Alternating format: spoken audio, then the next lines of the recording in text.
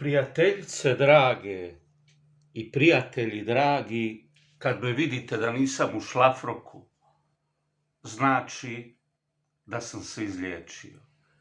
Još uvijek nisam, dakle, psihofizički sam nestabilan, ali to ne znači da život treba stati.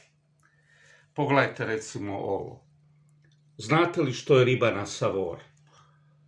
U nas se sve svodi na srdelu, pa je srdela na savor. Dakle, skuhaš ribu, u ovom slučaju skuše, jeli?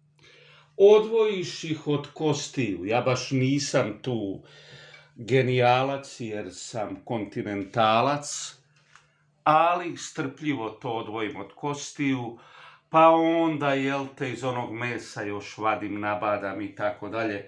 Nadam se da sam uspio.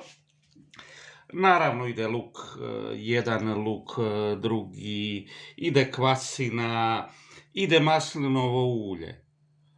Moja žena je zapela da ona hoće tu i povrće, nije potrebno, ali evo, dakle, krumpir, brokula.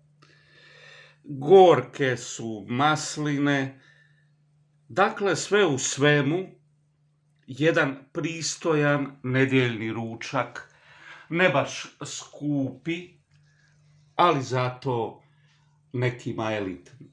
Neki ne vole, ja ne kažem, možete vi krkat mesetine i tako to, ali ja ću se potruditi, bez obzira na to što imam problema i sa, rekao, zdravljem, s apetitom i tako to, potrudit ću se da u ovom ručku uživam i siguran sam da ćete i vi uživati.